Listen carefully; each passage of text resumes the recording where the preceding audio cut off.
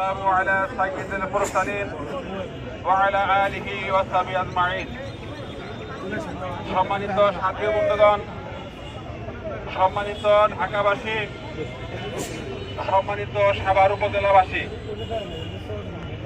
আপনারা জানেন গত 12 ফেব্রুয়ারি জাতীয় সংসদ নির্বাচন হয়েছে। সেই নির্বাচনের মাধ্যমে, সেই নির্বাচনকে ইলেকশন ইঞ্জিনিয়ারিং এর মাধ্যমে একটি দল ক্ষমতা গ্রহণ করেছে। ক্ষমতায় যে তারা নির্বাচনের আগে যে ওয়াদা করেছিল, সেই ওয়াদা লঙ্ঘন করে এই জাতির সাথে বেইমানি করেছে।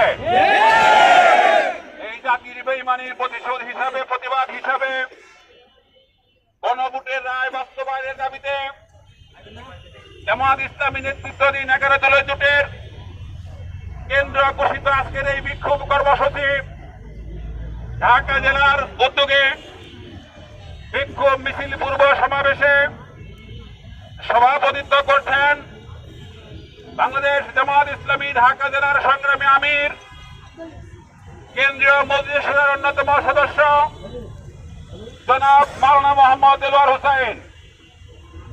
আজকের এই বিক্ষোভ মিছিল পূর্ব সমাবেশে আমাদের মাঝে উপস্থিত আছেন বাংলাদেশ জামাত ইসলামী ঢাকা জেলার সম্মানিত নায়েব আমির, কেন্দ্রীয় মজলিসের সদস্য, ধামরাইয়ের গণমানুষের নেতা জনাব মাওলানা মোহাম্মদ আব্দুর রউফ। উপস্থিত আছেন বাংলাদেশ জামাত ইসলামী ঢাকা জেলার সম্মানিত নায়েব আমির, ঢাকা 3 সংসদীয় আসনের জামাত ইসলামী কর্তৃক মনোনীত এমপি প্রার্থী ছিলেন, যাকে ইলেকশন ইঞ্জিনিয়ারিং এর মাধ্যমে পরাজিত করা হয়েছে আমাদের সেই প্রিয় দায়িত্বশীল জনাব অধ্যক্ষ শাহিনুল ইসলাম। আমাদের মাঝে উপস্থিত আছেন জামাত ইসলামীর ঢাকা জেলার সংগ্রামী সহকারী সেক্রেটারি উপাধ্যক্ষ শাহাদাত হুসাইন। উপস্থিত আছেন জামাত ইসলামীর ঢাকা জেলার রাজনৈতিক সেক্রেটারি, জামাত মনোনীত সাভার পৌরসভার মেয়র প্রার্থী জননেতা হাসান মাহবুব মাস্টার।